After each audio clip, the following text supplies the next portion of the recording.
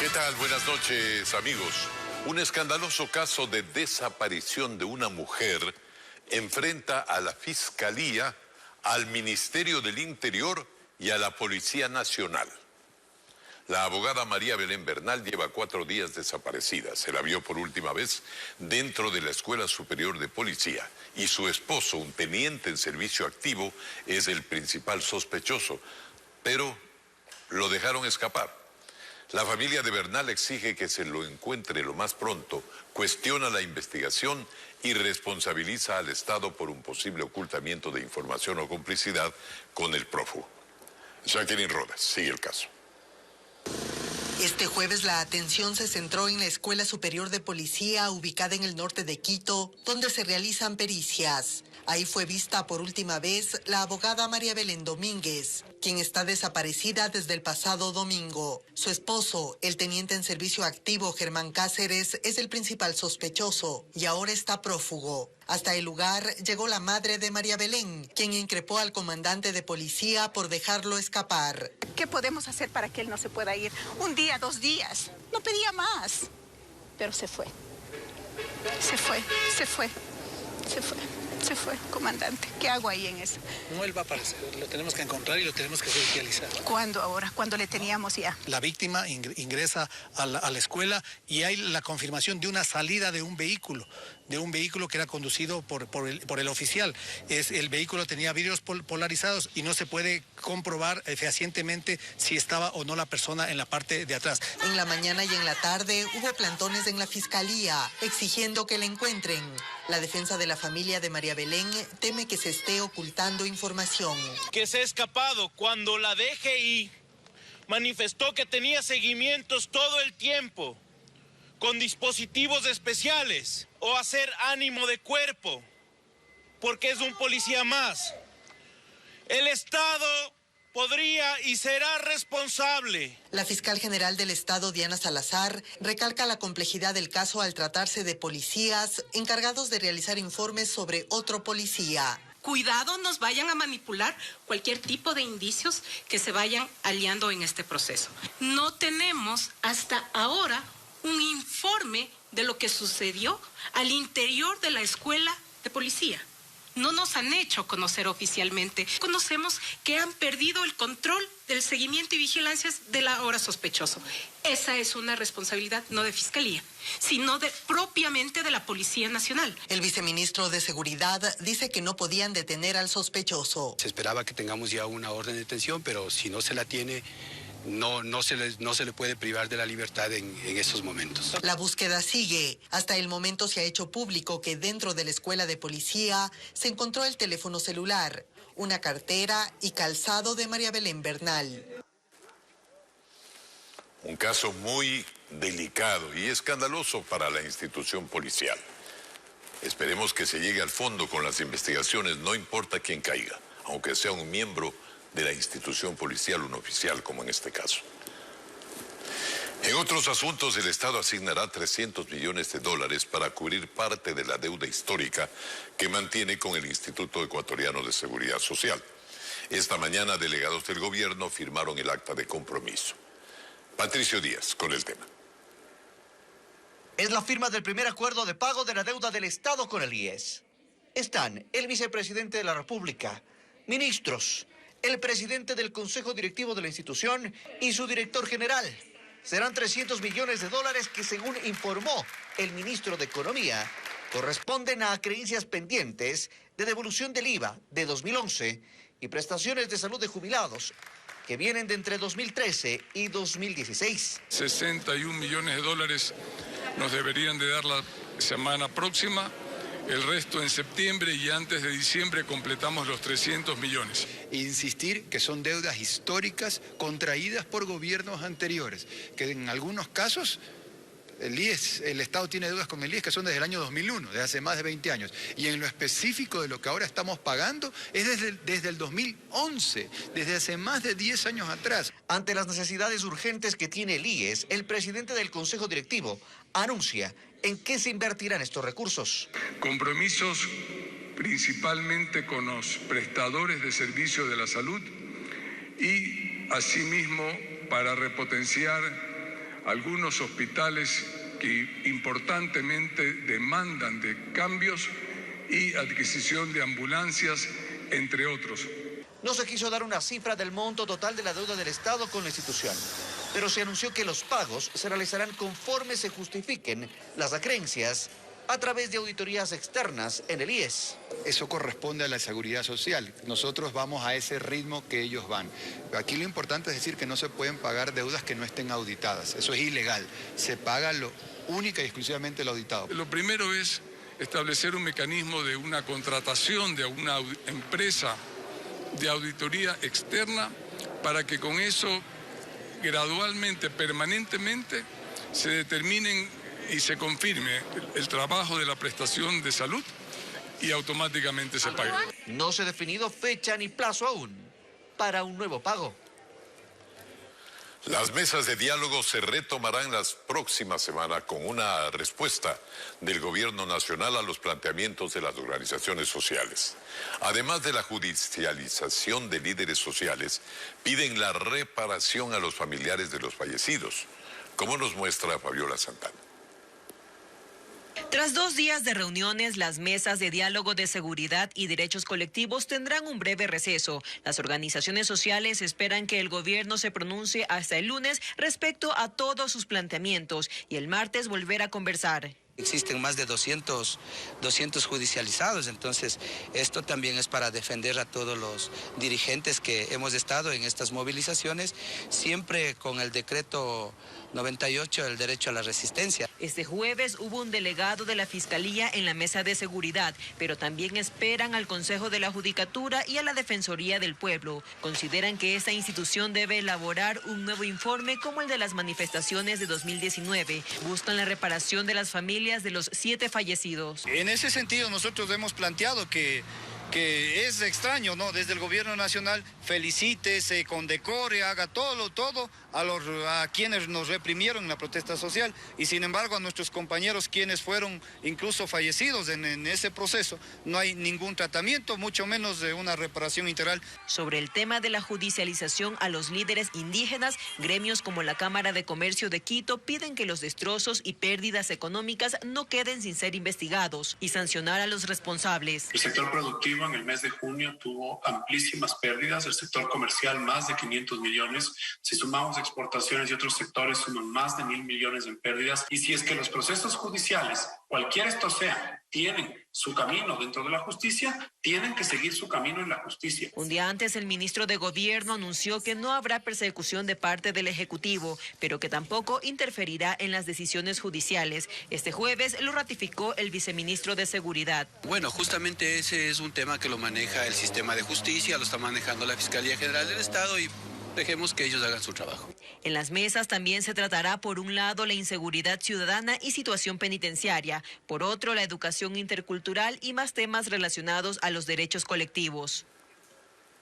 Focalizar los subsidios a las gasolinas y el diésel a través de una tarjeta de débito es lo que proponen los distribuidores de combustible. Además, solicitan que se los integre a las mesas de diálogo donde se discute este tema. Reclaman al gobierno que se respeten los 5 centavos de margen de comercialización que se fijó en el año 2019. Los distribuidores de combustibles piden que se los integre a las mesas de diálogo porque ellos conocen la dinámica del negocio. Sostienen que una tarjeta de débito es la manera más sencilla y efectiva para focalizar los subsidios, que implementar cualquier otra cosa cuesta millones. La alternativa más viable, más segura y más económica, que por la tarjeta de débito, lógicamente estamos preparados.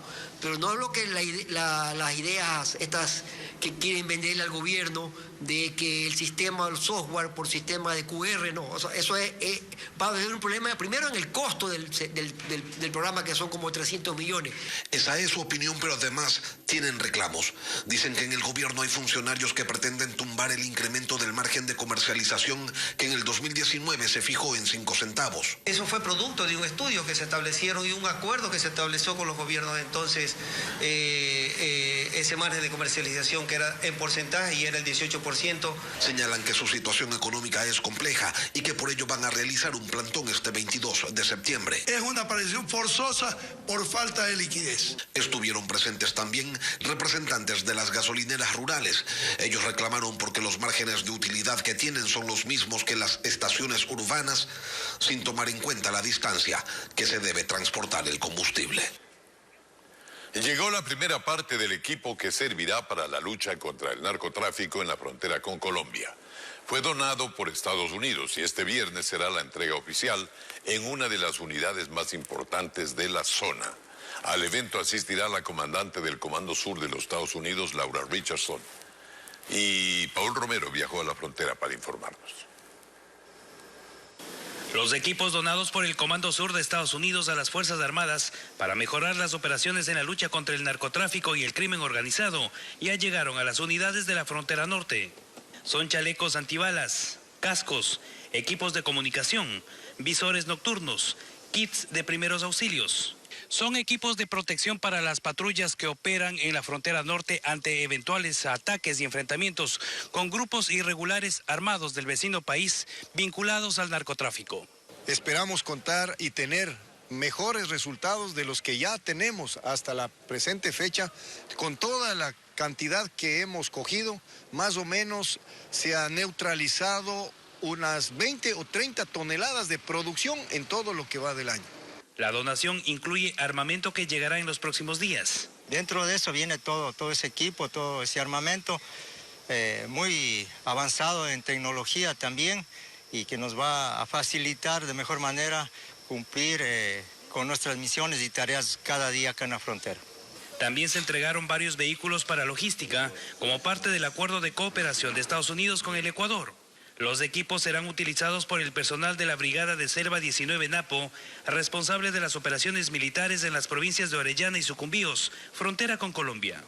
La ceremonia de entrega se realizará este viernes con la presencia de la general Laura Richardson, comandante del Comando Sur de Estados Unidos, quien visitará esta unidad estratégica de las Fuerzas Armadas.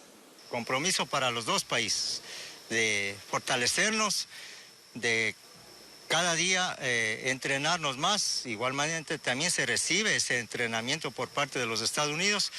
La frontera norte está blindada para garantizar la seguridad de la representante del Pentágono que visita el Ecuador.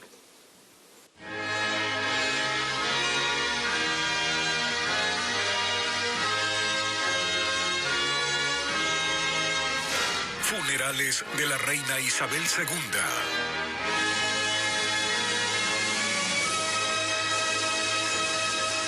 Las multitudes aumentan en Londres a medida que se acerca el día del entierro de la reina Isabel. Juan Carlos Esprúa nos tiene la crónica del día de los funerales más concurridos. ¿Qué nos cuentas, Juan Carlos? Sí, Alfonso, amigos, buenas noches. Los concurrentes se cuentan por miles. Para el fin de semana se esperan filas que puedan llegar incluso a 16 kilómetros de distancia de Westminster Hall, el salón ceremonial en el que son velados los restos de la monarca, los restos de la reina Isabel II. Pedro Jiménez con el panorama en la capital británica. Las filas se extienden a lo largo del río Támesis en Londres. La multitud que aguardó durante horas, que ha estado ahí día y noche esperando a que se abrieran las puertas de Westminster Hall, comenzó su ingreso la noche de ayer y la gente sigue llegando. Hoy desde la mañana el desfile de ciudadanos no se ha detenido. Filas de 5 y hasta 7 kilómetros y esperas de 5 horas o más para poder expresar su luto ante el féretro de la reina. Al llegar deben pasar controles de seguridad parecidos a los de los aeropuertos y una vez adentro rodean el ataúd y apenas se detienen un par de segundos para hacer una reverencia. En el interior hay también filas exclusivas para personalidades y ahí fue vista esta mañana la ex primera ministra Theresa May. Otros ciudadanos contaban cómo fue estar cerca de la monarca por última vez. Ha sido una gran experiencia. Hemos venido a decirle adiós y a mostrar nuestro respeto. Fue una mujer muy poderosa. Había mucho silencio y respeto. Fue muy emocionante. En otros lugares de Reino Unido también hay homenajes, como memoriales con flores en Manchester, un sitio que hoy fue visitado por el príncipe Eduardo y su esposa. Mientras que en las inmediaciones de la casa de campo de Sandringham en Norfolk, al norte de Londres, estaban Guillermo y Kate, ahora príncipes de Gales, ante centenares de arreglos florales depositados por la gente, y una multitud los esperaba para saludarlos. Pero la atención central sigue en la capital británica, donde el féretro con el cuerpo de la reina Isabel II está expuesto permanentemente, las 24 horas del día, hasta la madrugada de lunes, cuando empiecen los actos del funeral de Estado. Y a medida que se acerca ese momento, más y más personas llegan a Londres, donde se calcula que para el fin de semana, las filas para ingresar al salón ceremonial pueden llegar a extenderse hasta por 16 kilómetros.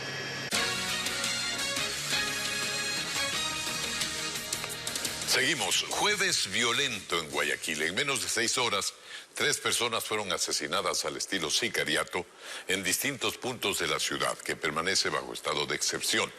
Uno de los crímenes ocurrió frente a un mercado concurrido del noroeste de la urbe, como nos cuenta María Gabriela Carpi. Amanecía este jueves y la violencia criminal ya cobraba vidas en Guayaquil. En la 32 y Medardo Ángel Silva, en el suburbio de la ciudad, un hombre fue acribillado en los exteriores de su domicilio. Los criminales le dispararon al menos 10 veces. Según la policía, la víctima tenía antecedentes penales por tráfico de drogas. Aparentemente se encontraba circulando por este sector y en ese momento una motocicleta a bordo de 2 personas ingresan por el lado posterior que me encuentro y en ese momento abren fuego directamente.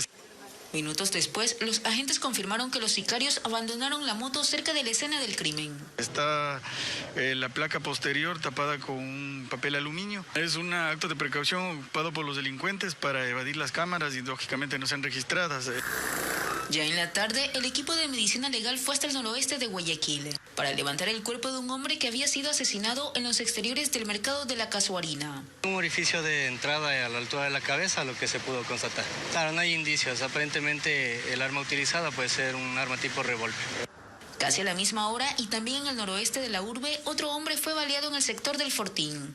Familiares y moradores llevaron a la víctima a una casa de salud debido a la gravedad de sus heridas. En todos estos casos no hubo detenidos, pero los agentes revisarán las cámaras de seguridad para tratar de identificar a los autores de estos nuevos crímenes, ocurridos en menos de 6 horas y en pleno estado de excepción. Más crímenes, pero la policía sigue actuando. Dio un golpe al crimen organizado en la ciudad de Guayaquil cuando 9 personas fueron detenidas. Este es el resultado de un operativo policial. Los capturados son acusados de delitos de secuestro y extorsión. Según las investigaciones, ellos habrían usado uniformes de policías para raptar a un comerciante de la Bahía con sus 2 hijos. Nos cuenta Estefanía Arias. Agentes de distintas unidades de la Policía Nacional llegaron la madrugada de este jueves a Socio Vivienda 2, en el noroeste de Guayaquil.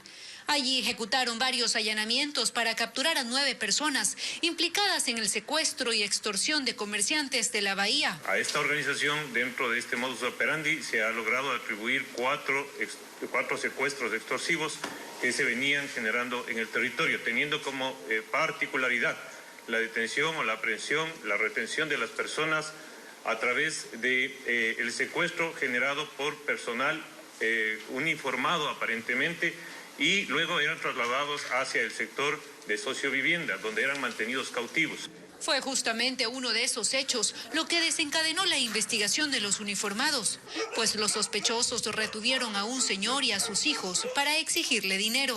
Como circunstancia detonante es el secuestro que se da a un padre de familia con 2 menores que estaban acudiendo a un centro educativo al noreste de Guayaquil, donde son secuestrados los 3 personas, en las cuales se le pone en libertad al padre de familia, solicitando $20,000 que consiga para poner en libertad a sus hijos.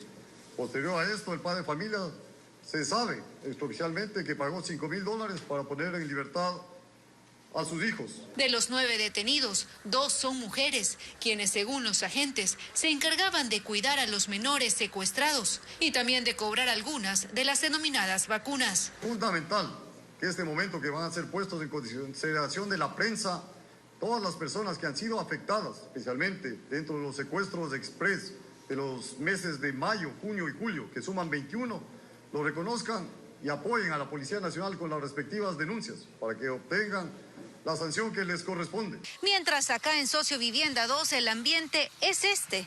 Policías y militares realizando operativos de control en distintos puntos de esta zona.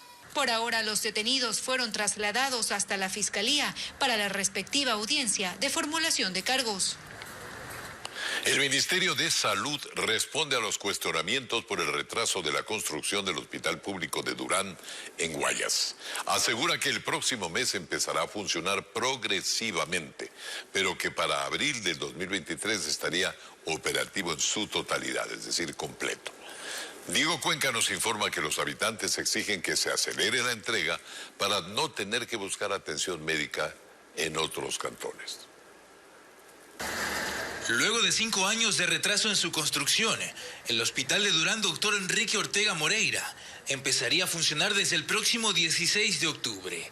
La Coordinadora Zonal de Salud asegura que esta vez la promesa se cumplirá. Lo primero que vamos a abrir es el área de consulta externa, 9 consultorios de consulta externa. Y en el área de emergencia van a haber 2 consultorios. Sin embargo, solo será la primera fase. No se inaugurará la obra por completa y hay que esperar más. A que los procesos se vayan realizando de la adquisición de los equipos, camas, equipos de rayos X, de tecnología, de apoyo, hasta abril de 2023. A los más de 500.000 habitantes de Durán, considerado el segundo cantón más violento de Guayas, les urge una unidad de emergencias. Por ahora solo funcionará 2 consultorios. Así lo señala Alba Alvarado, ex coordinadora de la veeduría del nuevo hospital. Porque cuando aquí hay las famosas balaceras por los sicariatos y otros tipos de inseguridad que existen en el cantón, son derivados a Guayaquil y a veces en el trayecto les cuesta la vida. Mientras tanto, el Ministerio de Salud abrió 125 vacantes. Se llamó a postulación, tenemos más de 18.000 postulantes, pero es totalmente abierto, transparente. Cuando la Casa de Salud funcione en su totalidad, tendrá capacidad para 120 camas, al menos 20 especialidades y consultorios de emergencia. Más noticias. La Organización Mundial de la Salud anuncia que el fin de la pandemia está cerca, pero que el peligro aún no ha pasado. Los expertos dicen que es ahora cuando los cuidados deben ser mayores para regresar lo más pronto posible a la normalidad. The end is in sight. El planeta esperó más de 2 años para escuchar esto. We have never been in a better position to end the pandemic. Que desde la OMS digan que nunca hemos estado en mejor posición para terminar la pandemia es literalmente ver una luz al final del túnel. Pero también dicen esto, We're not there yet. Que aún no estamos ahí, que la meta se ve cerca, pero que hay que hacer lo mismo que hacen los corredores en una maratón. To run harder. Correr más rápido, no aflojar el paso. No podemos cantar victoria antes de tiempo. Los virus también van evolucionando y en cualquier momento la amenaza de cualquier otra variante, de cualquier otro virus, es inminente. A él y a la mayoría de sus colegas les preocupa que la gente entienda esto de que el fin de la pandemia está cerca, como que podemos olvidarnos de ella. Y resulta que todavía no es así.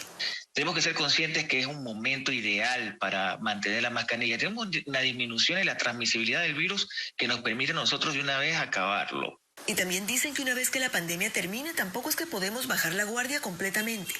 Como el virus no se va a ir, habrá población que siempre estará en riesgo. Aquellos pacientes con comorbilidades son sujetos justamente con factores de riesgo. Y no solo eso, los médicos dicen que con la pandemia algo tuvimos que aprender. Prevenir las enfermedades que puedan llegar. Hay diferentes factores ambientales que nos van a llenar de diferentes patógenos, no solo el COVID, no solo la viruela del mono. No podemos vivir con el mismo descuido de nuestro nivel de salud. Que el anuncio de la OMS es alentador, pero que hay que tomarlo con prudencia. Que aunque el final de la pandemia esté cerca, aún no llegamos ahí.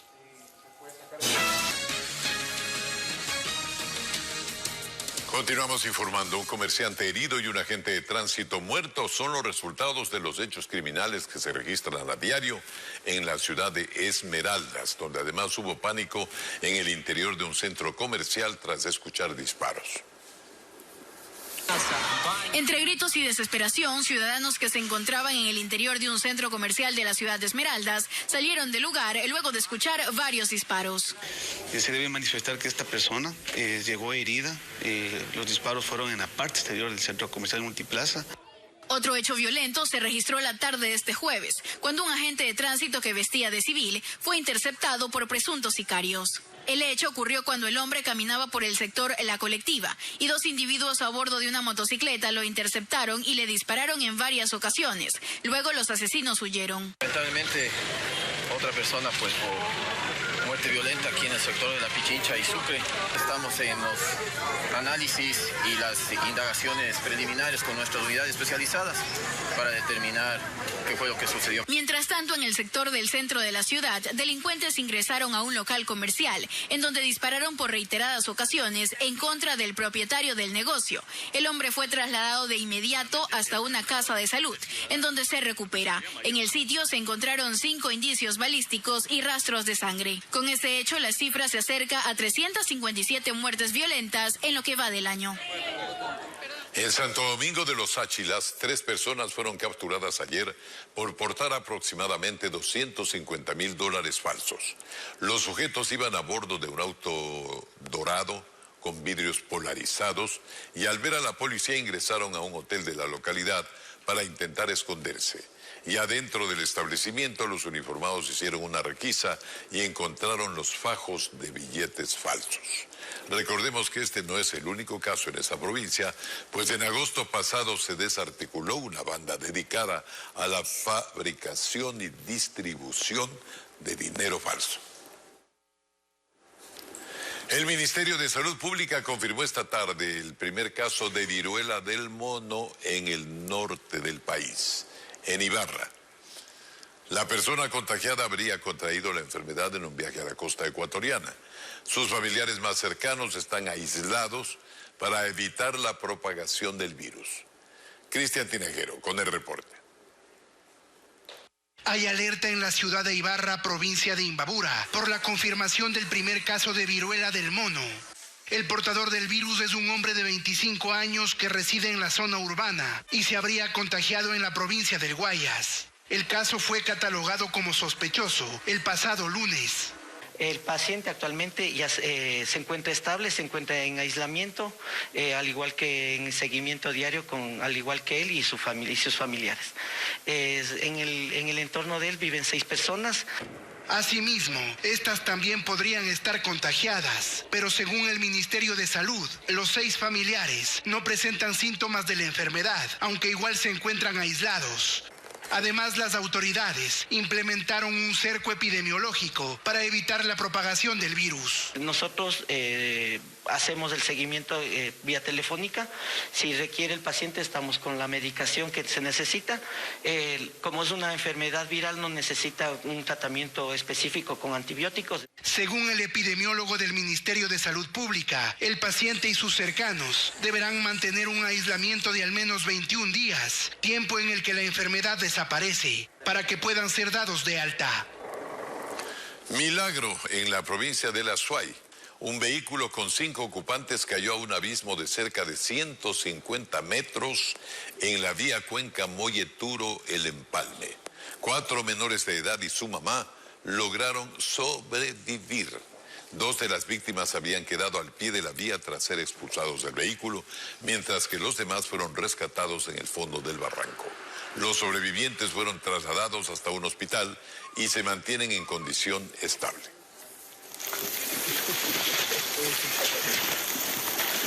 Más de 1 millón de contribuyentes deberán migrar al sistema de facturación electrónica, es decir, dejarán de emitir facturas físicas. Carla Delgado explica que todavía existen más de 800,000 contribuyentes que aún no han hecho este cambio. Veamos. Aunque faltan 2 meses para que venza el plazo para que negocios y contribuyentes implementen la facturación electrónica en el país, solo 300.000 personas lo han hecho. Es decir, que unos 800.000 contribuyentes siguen usando el sistema de facturas físicas. Desde el mes de noviembre, quienes estén obligados a facturar deben incorporar la modalidad electrónica, con excepción de los negocios populares, que son los que facturan hasta $20.000 al año. Sin embargo, cabe mencionar que aunque el número parezca mucho mayor de la gente que no está incorporada al esquema de facturación electrónica, la realidad es que el 96% de las facturas que se emiten en el Ecuador a día de hoy son electrónicas y solo un 4% siguen siendo facturas físicas. La idea con esto es fortalecer los controles para luchar contra la evasión tributaria. Sin embargo, explica que por ahora las facturas físicas tendrán validez hasta que termine el plazo de vigencia.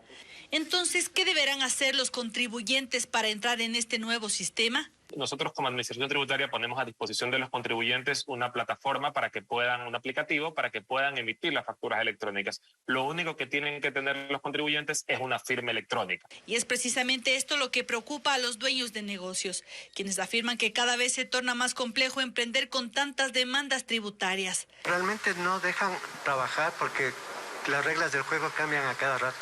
Andrés Albuja, analista económico, piensa que es obligación del gobierno incentivar la formalidad y que no existan tantas cargas tributarias. Pese a ello, dice, este mecanismo permitirá que se transparenten las cifras que recaudan. Lo que Ecuador tiene como una economía informal y que incluso existe evasión tributaria, lo que se conoce como economía gris, esa zona gris por evasión, bordea aproximadamente entre el 10 y el 20% del Producto Interno Bruto de esa zona gris en las economías. O sea, en Ecuador vendría a ser casi $10.000 millones. Los negocios populares sujetos al régimen simplificado para emprendedores podrán seguir emitiendo notas de venta u otros documentos impresos. Y una noticia que es buena para los afiliados al IES. El BIES, el Banco del IES, analiza la reducción de tasas de interés para créditos hipotecarios. También aumentar los plazos, es decir, facilitar que los afiliados se acerquen pues al crédito y puedan conseguirlo con facilidad. Juan Carlos Esproa nos cuenta que se espera reactivar la economía a través de estos préstamos de vivienda y estos cambios. Las ferias de vivienda nuevamente vuelven a ser presenciales tras más de 2 años de pandemia.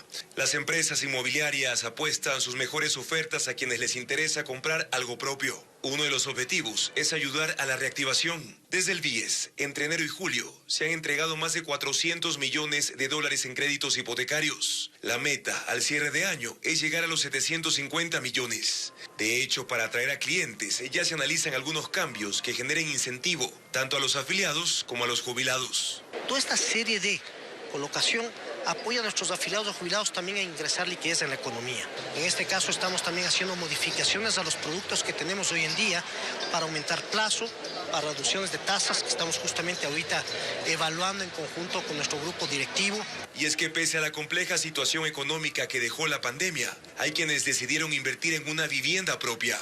Hemos vendido bastantes más casas de lo que se vendía antes de la pandemia, porque la pandemia disparó, esa es la expresión correcta, la necesidad de tener casa propia. No es lo mismo pasar una cosa tan difícil como estar encerrado y estar encerrado en su casa propia. Pese a que la oferta es variada en cuanto a precio, tamaño y ubicación, se da prioridad a las viviendas de interés público, aquellas con una tasa de interés del 4.99%, que está subsidiada por el Estado, con una entrada máxima del 5%. Y 25 años plazo. Los créditos hipotecarios nosotros los estamos colocando a través de este programa 499. En el año 2021 hicimos un proceso de simplificación de trámites que nos permitió colocar aproximadamente entre 220 créditos al mes. Según el gerente general del BIES, en lo que va del año, más de 7.000 afiliados a escala nacional ya tramitaron un crédito hipotecario.